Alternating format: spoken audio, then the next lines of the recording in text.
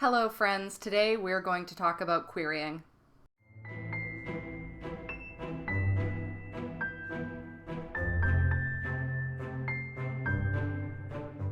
If you're not sure what querying actually is, it's one of the end phases of the writing process when you're looking to traditionally publish. During the query stage, you'll be reaching out to agents and or publishers to sell them on representing or publishing your book. The query stage is the brutal stage you hear about when all of those rejection letters come home to roost. And I know that can sound like a kind of dark way of looking at it, but a lot of writers will have this thought looming over their heads the whole time they're writing about rejection, and this is likely the first time you're going to hit it past, your own personal rejection of your work as you're writing it, which, if that doesn't happen to you, well, you're very lucky. Now, before I go any further, I want to give a disclaimer that I am no expert in this area. The following is going to be based entirely on my own beginner thoughts and experiences. That being said, I have worked with well-established authors to write and edit their own queries and pitches, so I do have a background which allowed me to come at this whole process in a more prepared fashion than most when I'm doing my querying. As I assume most of you know by now, I am an avid proponent of NaNoWriMo, or National Novel Writing Month. I participated for the first time in 2020 and again in 2021. Both years I won, which means I completed at least 50k words and the first draft of a novel. Now, after a lengthy revision process, I'm at last at the query point with A Time When Demons, my 2020 NaNoWriMo novel. It's exciting to be here, but a bit harrowing. If you've ever finished a novel, you'll understand that feeling of relief and success and just happiness that comes with it, knowing that you've done so much. And this feeling, I would say, is doubled when you complete the editing process. It's done. It's finally done. But not quite. Now you've got to get it out into the world, and that is no easy feat. As of this moment, I have submitted A Time When Demons to one publisher, and in the process sent off 6 of my poems to 2 other publishers. I've got a bit of everything out there, but I have not even grazed the tip of the iceberg. To give you a bit of an idea of what I mean by that, I am going to share with you some facts about rejection in the context of famous authors. Frank Herbert's Dune is the top-selling sci-fi novel of all time, but went through 20 publishers before it was at last accepted. Margaret Mitchell's Gone with the Wind won a Pulitzer Prize, but first had to run the gauntlet of 40 rejections. Life of Pi was rejected by so many publishers that the author Jan Martel started looking outside of his own country for other options, and Nabokov's Lolita was the same. In 2016, Kim Lau wrote an article, which I'll link in the description below, which outlines that you should aim for 100 rejections a year. Aim for it, you may ask? Well, this is how you can try to look at rejection in a more positive light. The more times you fail, the closer you are getting to success, in my opinion. It's when you stop trying that you're actually going to fail. So if you look at every rejection as a stepping stone to success, you won't feel so bad about them. Sure, it may take a few tries to get into that headspace, but I bet that you can. That's what I'm trying to aim for with my works.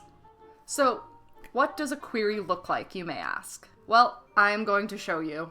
Queries are going to look slightly different for every publisher and agent. Some just want your pitch, some want a pitch and a synopsis, some want a selection of pages or a chapter of your novel. The one I've just completed requested a query letter, a synopsis, and a full manuscript. Many publishers will also specify particular formatting such as fonts, text size, and spacing. This one did not, so I got to use my favorite, Calibri, which is not usually requested, strangely enough. I don't know why. I've got the whole thing here, kind of self-explanatory, all, 71,732 words. Very proud. Next, I've got my query letter.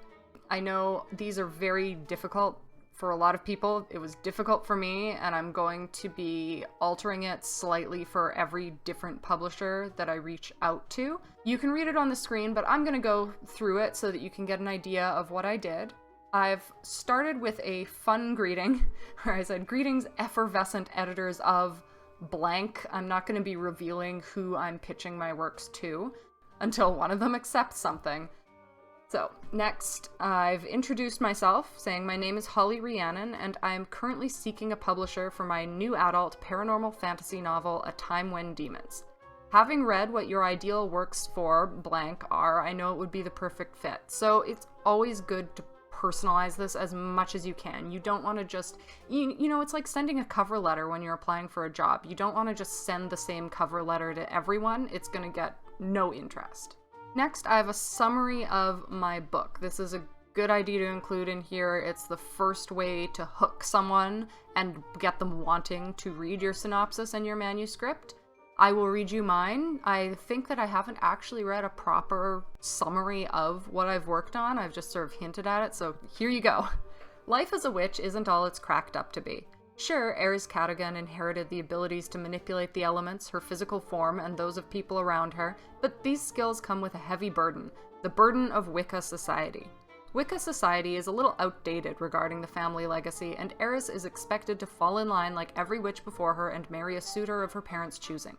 Rebellious, headstrong, and dismissive of her abilities and history, the marriage talk is something Eris has managed to avoid for 19 years. More focused on partying with her best friend Cammy, and Cammy's girlfriend Charlotte, Aries' life comes crashing down around her one fateful night at the club when a magical prank meant to teach a lesson about harassment goes terribly wrong. Plunged into a dark new world where betrayal and death are all too real, Eris must harness her abilities and set her world right once again. Oh, and find a way out of the arranged marriage she now finds herself in the midst of. A Time When Demons is a coming-of-age story that sees its protagonist grow from a haughty and frustrated teen witch to a responsible young adult able to take on her community and the world around her. So, like I said, these are going to be tailored to the publisher to sort of show them the points in my novel that they are looking for that work with their brand. So this might be slightly different the next publisher I reach out to. Finally, I state the title again, A Time When Demons. I state the word count. Most publishers will expect this. And I've said that it can be published as a standalone novel or the first in a series, since I've left room for continued works. At the end, I throw in a tiny little bio about myself, talking about my previous publications and what I do, list my primary online locations, and thank them for their time and consideration. Last, we have the synopsis, the thing that has been the bane of my existence for the past couple weeks. And I'm still not sure if I'm 100% happy with it. Now, I'm gonna move quickly on this since I don't want to spoil my novel for anyone. My first document I broke up into 3 chapter segments and summarized each of those. The required size of this synopsis is 1 to 3 pages, and as you can see, I hit 6. No good. So we move on to the second draft. I took each 3 chapter segment and tried to make them smaller. Just over 4 pages. Again, no good. Finally, yesterday, on my 3rd attempt, I got it down to just over 3 pages with the font and sizing I was using. Most frustratingly, it's only the epilogue summary that dips onto the 4th page. So if that didn't exist, I would have been good. But after reading through it many times, I could not find a single paragraph that could be removed or reworded, so I tweaked the font, and here we have the 3-page synopsis. And that is my first query package for A Time When Demons. That's going direct to a publisher, but I am also looking for an agent at the same time as I'm querying publishers. While agents are not mandatory when you're attempting to get your work published, they can be very, very helpful. I've seen a lot of people focus only on finding an agent when they finish their novel, which is valid. But if I were to provide any piece of advice, it's to send out your own pitches to publishers at the same time. And yes, it's true that some publishers will only take submissions represented by an agent, but that's not a majority. Don't underestimate your ability to speak for your own work. It just might be successful.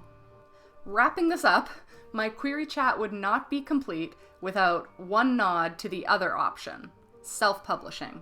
Self-publishing is something I've done a few times in the past, and if the traditional publishing querying agent route is just too frustrating for you, it is always an option.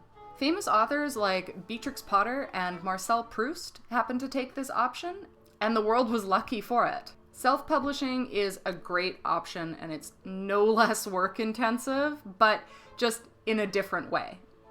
The creation of art, which writing most certainly is a deeply personal experience. When we decide to put our finished works out into the world, it can be painful to receive feedback that we don't want to hear. It can feel like a personal slight. And logically knowing that it's nothing personal, it's just, someone at a publisher's office doing their job, that thought doesn't always help. Whatever path you take with your novel, working with an agent, working directly with a publisher, self-publishing, just keep on creating. The world always needs more artists. That's all for today, friends. I hope that you enjoyed my casual little query chat. I know there are a lot of points that I could delve deeper on, and I probably will in future videos. But for now, this was just about giving you the latest on A Time When Demons, since many of you have been here from the start before it was even written, and my goal with that project is to show every step of the process to help anyone else who is going through a writing journey for the first time. Do remember to like, comment, subscribe, and hit the bell button so you actually get notified when I post new videos. Join me tomorrow, Saturday, January 29th, between 1 and 3 Eastern for live sprints right here on YouTube. And if you're looking for sprints during the week, join my Discord community. It's linked below. We do not bite. Last but not least, I hope that you are having a day that is just as wonderful as you are. Bye.